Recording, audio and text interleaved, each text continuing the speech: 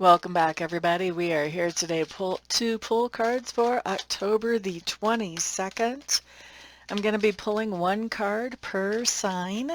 And if you know your sun, moon, or rising sign, and especially if you know your other placements as well, your planetary placements, like where your Venus, Mercury, Mars is, all of that good stuff, then you can really pull a whole lot of juice from a short little video like this. Thank you for being here, everybody. Remember, the contest is still rolling, so don't forget to put your comment underneath the video today.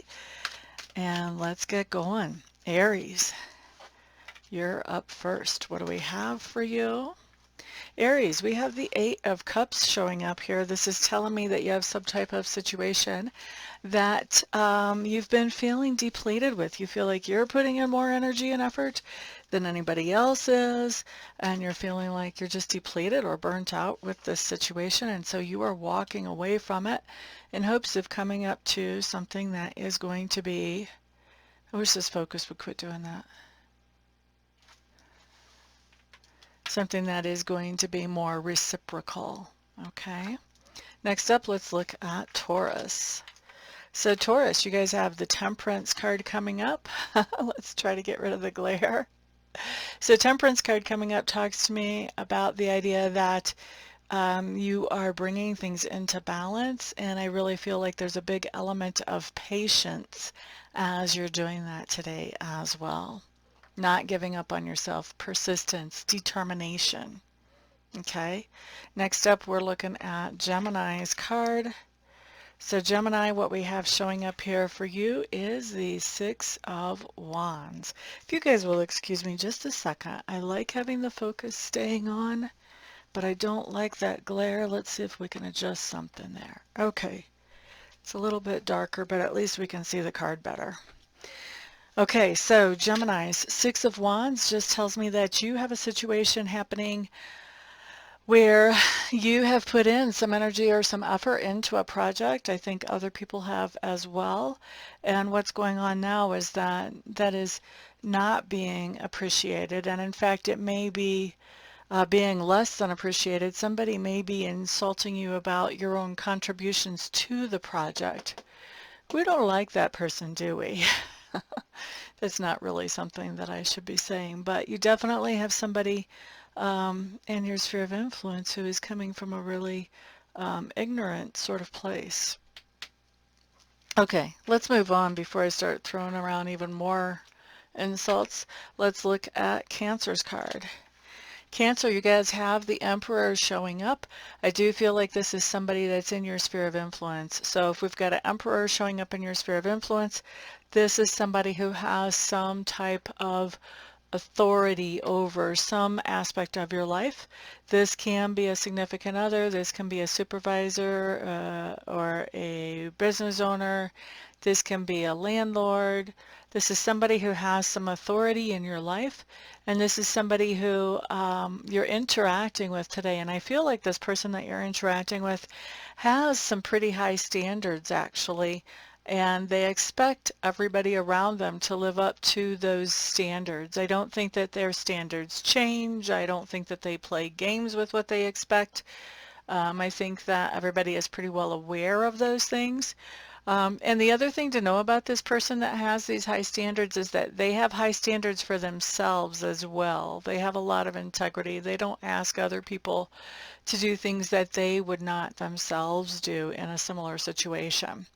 So this is someone who you're interacting with, and I do feel like you guys are more or less game planning about some kind of situation that needs to be taken care of or problem. Like if this is the landlord, there may be some kind of maintenance that needs to happen. You know, if this is a boss or a supervisor, you may be, you know, talking about something going on with the schedule. If this is a significant other, you know, there's something going on that you guys are working out. What's the best plan of action to deal with that? So really nice card actually to see, because it talks about collaboration that's happening with someone who has a lot of integrity. This is a good friend to have in your corner. So we like seeing this card. The other thing to know about this card too is that as long as you live up to this person's expectations, everything will be cool and smooth. If you do not, If this person feels like you're slacking or you're being unresponsible or anything like that, then you guys are going to tangle and you're going to rumble. I don't get any vibes that we've got tangling or rumbling going on here, so I don't think that's what's happening, but I do think that's a good thing to be aware of. All right, and that's for Cancer. Next up, let's look at Leo. Okay, so Leos, you guys are showing up with the Strength card in reverse. This is considered your card in the tarot, so this would be about your personality in general. The idea that it comes up in reverse, though, is telling me that you may not be feeling as gregarious and sunshiny and positive as you normally do. You may be especially feeling negatively towards yourself, and you may be giving yourself negative self-talk, but this really does talk about self-esteem or ego kind of being in the pits, which, you know, Leos, you guys are famous for having big egos. So the idea that it might be in the pits right now, this just means that there's something going on that you're kind of kicking yourself for. And the recommendation on this card, or the advice that I'm pulling on this, is to give yourself a break and really look at that situation, because you were working with the information that you had at the time. You can't judge yourself as if at that time you had the information that you had now. So give yourself a little bit of a break, will you, Leos? Next up, let's look at Virgo. Virgos, you guys have the Devil card in reverse. This is actually, I consider this a good card to get in reverse. This talks about progress. It talks about movement forward. It specifically talks about progress with something that is either a temptation to you, or an addiction to you, or an obsession to you. So something that normally would sort of suck you in, even something that you're afraid of, that you have an irrational fear of. So when the Devil comes up in reverse, this talks about that you are coming face to face with that addiction, that obsession, that temptation, that fear. And what you're finding is that it's no longer impacting you in the way that it used to. It's not drawing you in like it used to. So you may have done a whole lot of self-work, or you may have had, you know, an experience with the divine, or you may have just had an epiphany that allows you to see this in a whole new light, that doesn't allow this thing to suck you in anymore. So definitely like to see that. However it happens, Virgo, it's a good thing. Next up is Libra. Libras, you guys have the Nine of Swords in reverse. I like this card better in reverse than right side up as well. So the Nine of Swords in reverse just means that something that was stressing you out, possibly even interfering with your sleep, is no longer doing that. Now you're able to come into a place where you're able to let the cookie crumble the way that it needs to crumble, and that's not causing a lot of chaos or stress for you. Okay. Now, Scorpio's next. Scorpio. Five of Wands showing up in reverse. Five of Wands in reverse does mean that you are technically in some type of competition or competitive situation, but none of the competition holds a candle to you, so you're far and ahead of it. Okay, so we like that. We like not having to worry about competition. Sagittarius. Okay, you guys have the Hierophant showing up here. The Hierophant is telling me that you guys, you guys are really, goodness, my chest is tightening up as I feel into this card, Sagittarius. I'm feeling like we're in different spaces in time with this card. For some of you Sagittariuses, I feel like you are heavily considering getting into a serious contract or commitment of some kind, whether that's romantic, whether that's related to work. You know, this could be anywhere in your life, but I think you're seriously thinking about some kind of contract or commitment. And I think also that as you're thinking about this, it's a big deal. And I feel like you're worried that whatever this is may leave you feeling shackled or restricted or limited.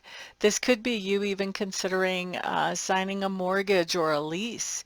Because we know you Sagittariuses, we know you like to travel, generally speaking. Let's see. Now, for others of you, because I am picking up multiple timelines on this, others of you, this is talking about actually you're going to be signing signing your life away is the word Spirit's using for me in my clairaudience. But you're actually going to be signing some type of contract or commitment, making it legal and moving forward with it today. Some of you could literally be getting married with this Hierophant. For others of you, like I said earlier, this could have more to do with business or signing a mortgage or, you know, something like that. But one of those two is happening. Either you're thinking about a heavy-duty commitment or you're getting into a heavy-duty commitment. And I gotta say, I feel like it's making you seriously stressed out, feeling like nervous, anxious, feeling definitely a sense of cold feet hitting here. Mm-mm-hmm-hmm-hmm. You might want, when you're feeling this strongly about something like this, it's going to last for probably a while for most of you. I hate to say it, but I would recommend getting a reading to make sure that this is going to work out the way that you want it to, because with you feeling this anxious, this makes me worry that maybe you're going against your intuition and getting into this contract or commitment. So really important to pay attention to your intuition as we're doing anything like that. Yeah, I'm going to tell you, if I get into a commitment like this, anything that's big and heavy duty like this feels, I'm definitely pulling cards before I get into it. That's just the way it is. All right, let's move on. Let's look at Capricorn next. Capricorns, you guys have the Hermit showing up in reverse. This is telling me that you guys have taken some time to be by yourself and really sort through some things. Come up with what's the most important thing to you. What makes you happy? What makes you sad? What makes you trigger?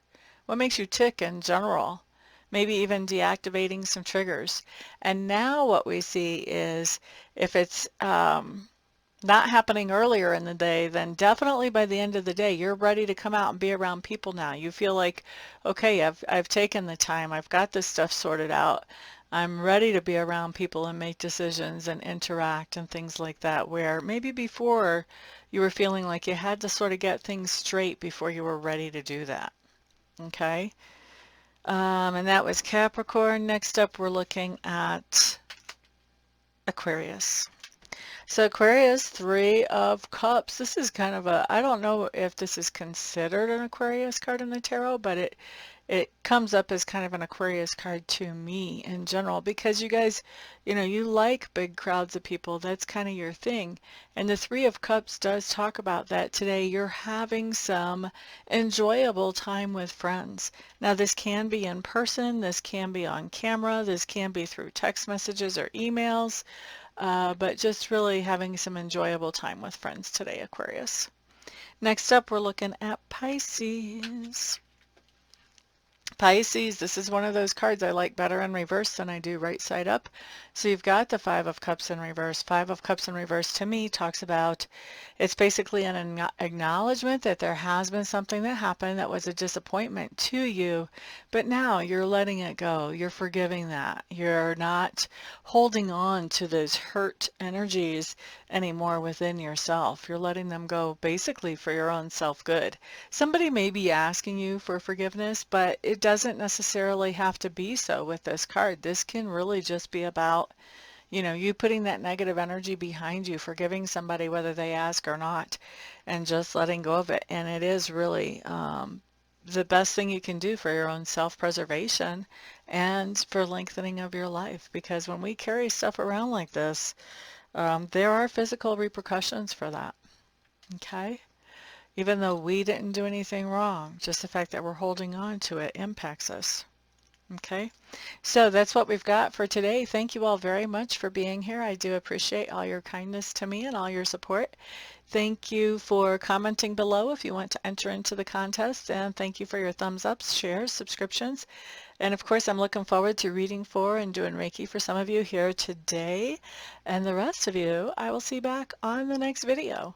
Peace out.